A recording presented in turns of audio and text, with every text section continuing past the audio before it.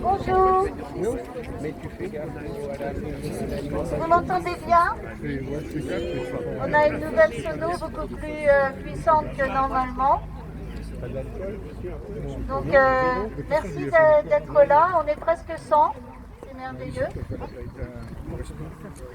Donc aujourd'hui, ce qu'on se propose de faire, c'est que je donne quelques informations sur ce qui s'est passé récemment à Gaza et puis dans le monde du point de vue des réactions. Ensuite, Jean-René va lire le communiqué du collectif national pour une paix juste et durable en tant que représentant de la SSU qui en fait partie. Et pour finir, je me propose de lire une lettre de l'Ordi.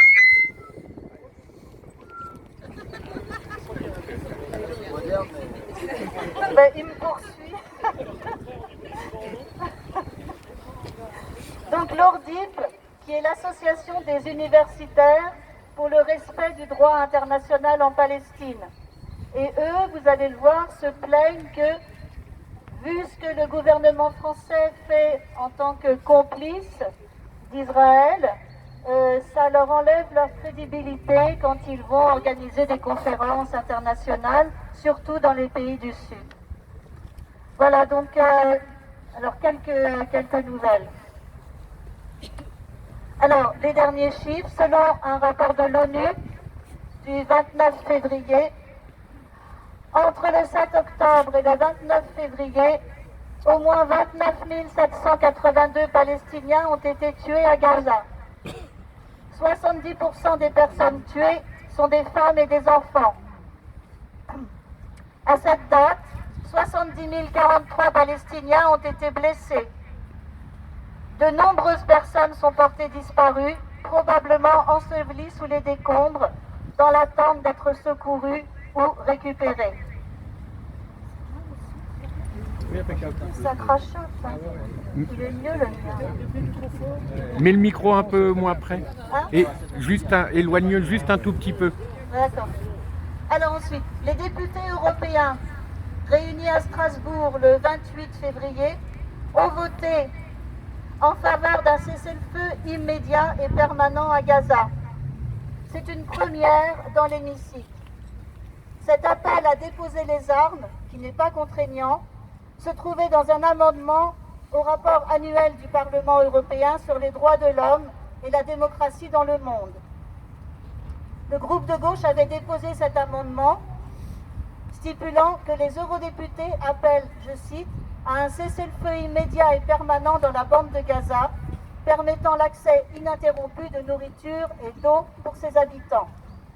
Alors en parlant d'accès de la nourriture, vous avez tous entendu parler de ce qui s'est passé avant-hier, 104 morts, 750 blessés lors d'une distribution d'aide alimentaire à Gaza.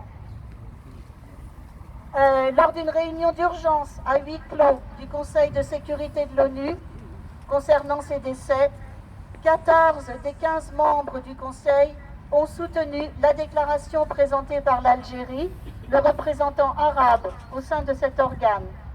Mais les États-Unis n'ont pas soutenu la déclaration. Et l'ambassadeur adjoint américain, Robert Woods, a déclaré aux journalistes « Les partis travaillent sur certaines formulations pour voir si nous pouvons parvenir à une déclaration. » M. Guterres, secrétaire général des Nations Unies, a déclaré que l'aggravation des divisions géopolitiques avait transformé, alors je cite, le droit de veto en un instrument efficace de paralysie de l'action du Conseil de sécurité. En France, le ministre des Affaires étrangères a également condamné Israël, déclarant que, je cite, les tirs de soldats israéliens contre des civils essayant d'accéder à la nourriture sont injustifiables. Et le président Macron, sur une plateforme de médias sociaux, a déclaré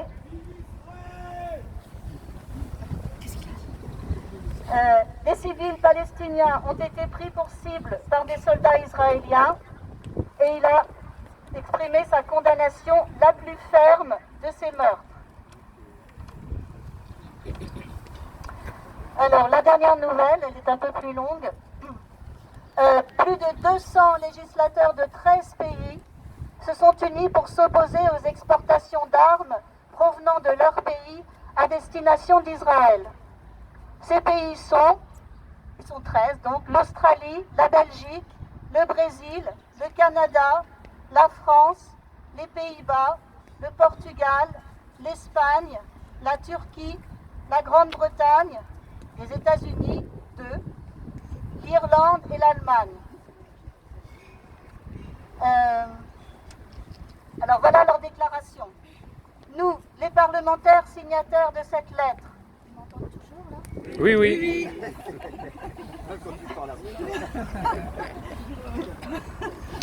déclarons notre engagement à mettre fin aux ventes d'armes de nos nations à l'État d'Israël. Nos bombes et nos balles ne doivent pas être utilisées pour tuer, mutiler et déposséder les Palestiniens. Mais c'est le cas. Nous savons que des armes mortelles et leurs pièces détachées, fabriquées ou expédiées par nos pays, contribuent actuellement à l'assaut israélien contre la Palestine, qui a fait plus de 30 000 morts à Gaza et en Cisjordanie. Nous ne pouvons pas attendre. À la suite de l'arrêt provisoire rendu par la Cour internationale de justice dans l'affaire de la Convention sur le génocide contre l'État d'Israël, l'embargo sur les armes n'est plus une nécessité morale, mais une obligation légale. Nous ne nous rendrons pas complices des graves violations du droit international commises par Israël. La CIG a ordonné à Israël de ne pas tuer, blesser ou infliger délibérément aux Palestiniens des conditions d'existence visant leur destruction physique. Israël a refusé. Au lieu de cela, ils poursuivent l'assaut prévu sur Rafah, qui, selon le secrétaire général des Nations Unies, augmentera de façon exponentielle, ce qui est déjà un cauchemar humanitaire. Aujourd'hui, nous prenons position. Nous allons prendre des mesures immédiates et coordonnées dans nos assemblées législatives respectives pour empêcher nos pays d'armer Israël. Je signale qu'il y a beaucoup de députés français qui ont signé, mais pas M. Botorel. Maintenant, Jean-René.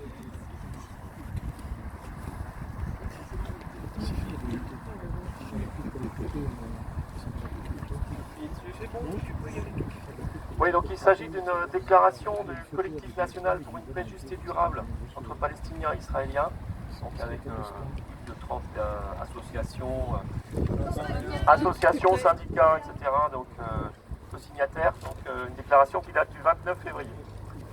Gaza, stop au génocide. Cessez-le-feu total et permanent. Assez de déclarations. Sanctions contre Israël. Saisie par l'Afrique du Sud, la Cour internationale de justice a reconnu le 26 janvier un risque de génocide à Gaza et ordonné à Israël d'empêcher tout acte ou discours génocidaire. Le gouvernement israélien d'extrême droite s'est moqué de cette ordonnance et a intensifié sa guerre atroce et criminelle contre la population palestinienne de Gaza. Près de 30 000 morts, dont 70% de femmes et d'enfants, plus de 70 000 blessés, de dizaines de milliers de disparus. Une population en danger de mort du fait de la famine et de destruction du système de santé. Des dizaines de journalistes et de soignants tués. Des milliers de civils victimes d'arrestations arbitraires, de traitements inhumains et de disparitions forcées. Destruction des infrastructures, des habitations, des hôpitaux, des écoles, des sites culturels et historiques. Le pouvoir colonial israélien affame la population et va même, avec l'aide des colons, jusqu'à bloquer l'aide humanitaire. Il faut arrêter ces massacres. Ce qui se passe à Gaza est une guerre contre toute l'humanité. Cette guerre vise à vider Gaza de sa population palestinienne pour la remplacer par des colonies israéliennes. En Cisjordanie, En Cisjordanie, merci, sous état de siège, la population palestinienne subit les attaques conjointes de l'armée et des colons. Il s'agit d'un véritable nettoyage ethnique pour développer l'occupation et la colonisation du territoire palestinien. Les pays occidentaux s'alarment d'une catastrophe humanitaire, mais se contentent de déclarations sans prendre aucune sanction contre Israël. Ils sont en train de devenir actuellement complices du carnage et de la boucherie en cours à Gaza, comme l'a déclaré récemment Ronnie Broman. Assez de déclarations, nous exigeons des actes significatifs. Nous exigeons de la France et de l'Union européenne de s'associer à la démarche de l'Afrique du Sud et de contraindre Israël à respecter l'ordonnance de la Cour internationale de justice. Nous exigeons un cessez-le-feu immédiat, total et permanent pour la bande de Gaza, l'arrêt des bombardements et des déplacements forcés de population. Nous exigeons l'entrée sans restriction de l'aide humanitaire, le rétablissement des financements de l'UNRWA et la levée du blocus de Gaza. Nous exigeons la libération de tous les prisonniers politiques palestiniens. C'est aussi dans le cadre d'un cessez-le-feu que les otages civils israéliens et binationaux pourront être libérés. La France et l'Union européenne doivent arrêter toute coopération militaire et sécuritaire avec Israël et imposer des sanctions politiques, économiques et commerciales contre Israël, notamment la suspension de l'accord d'association et de coopération Union européenne-Israël. Il faut poursuivre la mobilisation qui a permis d'aboutir à des résultats. Des instances internationales et des États réclament un cessez-le-feu. Certains États décident l'arrêt des livraisons d'armes à Israël. Le peuple palestinien a le droit de vivre en paix sur sa terre. Une paix juste, durable, ne sera possible que dans le cadre de la reconnaissance de tous les droits du peuple palestinien, notamment de son droit à l'autodétermination et de son droit au retour. Cela implique le démantèlement des colonies, la fin de l'occupation israélienne, ainsi que le respect de toutes les résolutions des Nations Unies. Cessez-le-feu total et permanent, arrêt de la guerre contre le peuple palestinien, levée durable du blocus de Gaza, protection du peuple palestinien à Gaza et en Cisjordanie, arrêt des livraisons d'armes à Israël, de toute coopération militaire et sécuritaire, sanctions contre Israël. Et donc nous appelons à une journée nationale d'action et de manifestation samedi prochain, le 9 mars, sur les bases de cet appel. Voilà.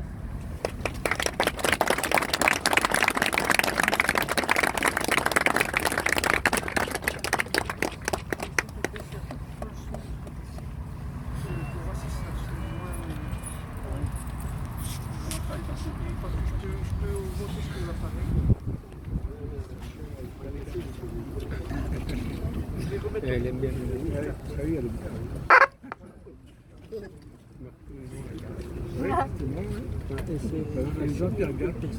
Alors, maintenant, je me propose de lire la lettre des universitaires pour le respect du droit international en Palestine. Ça marche mieux avec le... Ah, voilà.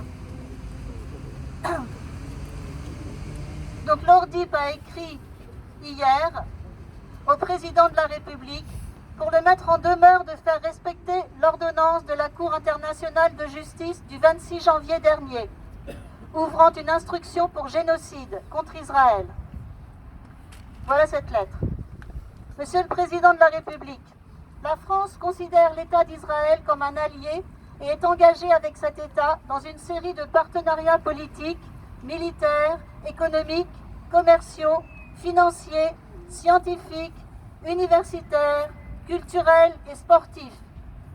Comme vous le savez, la Cour internationale de justice a rendu le 26 janvier une ordonnance jugeant plausible la commission d'actes de génocide par l'État d'Israël dans la bande de Gaza.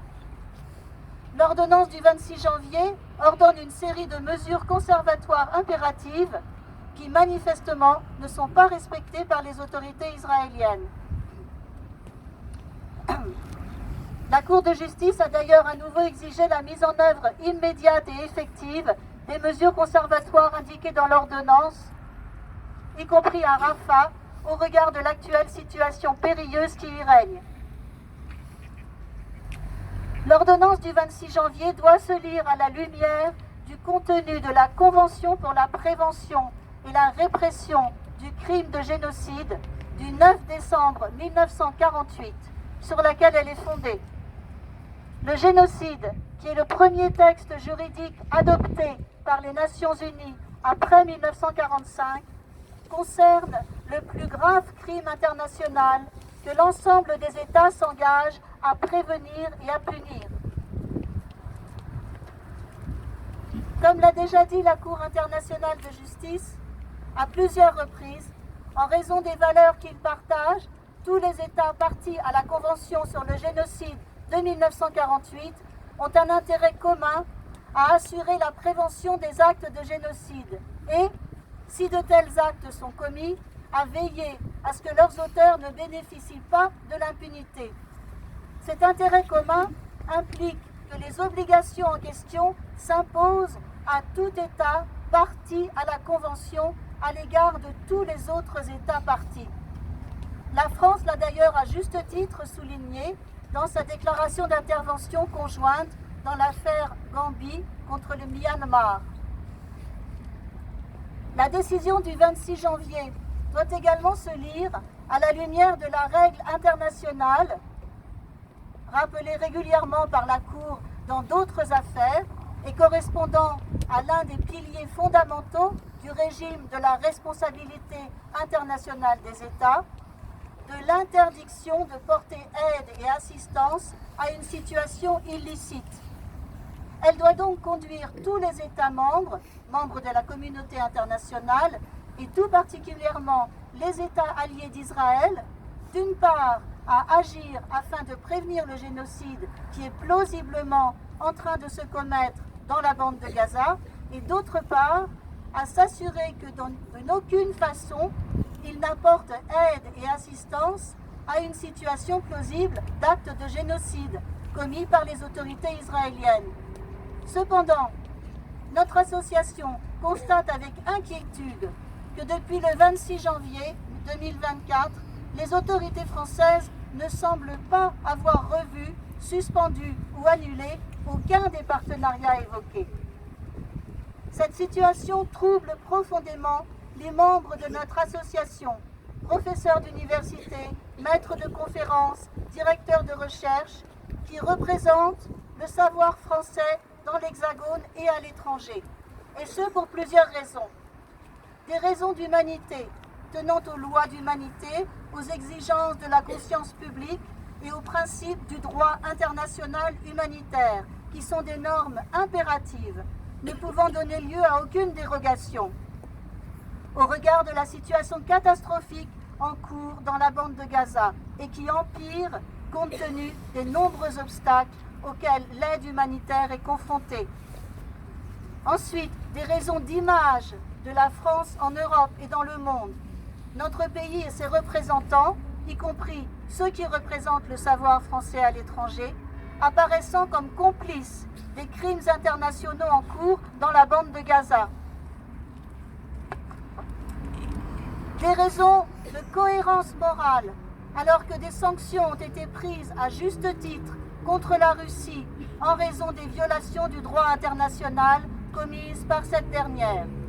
Mais surtout, des raisons politiques et juridiques, car la France, ses dirigeants, ses fonctionnaires, mais également ses institutions et entreprises, et à travers eux, leurs représentants, pourraient être mis en cause et avoir à rendre des comptes devant les institutions internationales et, le cas échéant, devant des juridictions nationales et internationales sur cette situation de complicité.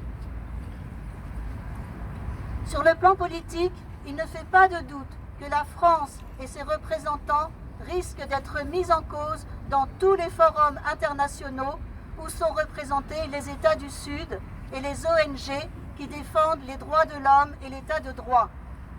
Il en résultera un affaiblissement considérable de la portée et de la crédibilité de la voix de la France dans l'ensemble de ces forums. Sur le plan juridique, dans un contexte où le crime de génocide est puni par le statut de Rome et par la législation de la quasi-totalité des États membres de la communauté internationale, il est probable que des recours judiciaires seront engagés contre la France et ses institutions au titre de la responsabilité administrative et civile internationale et contre ses dirigeants et ses représentants au titre de la responsabilité pénale. C'est pourquoi nous souhaitons que votre présidence passe en revue et dans les plus brefs délais l'ensemble des partenariats culturels noués avec l'État d'Israël pour en revoir, suspendre ou annuler toute activité qui pourrait être analysée, interprétée ou vue comme une forme d'aide ou d'assistance aux actes plausibles de génocide en cours actuellement dans la bande de Gaza.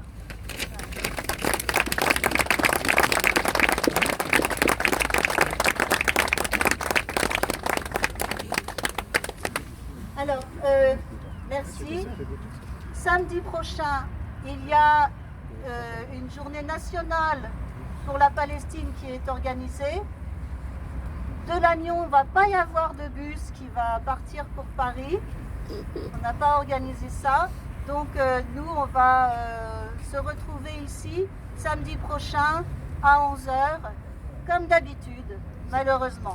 Plus important que d'habitude, parce que Si tu veux dire quelque chose. Il est convalescent.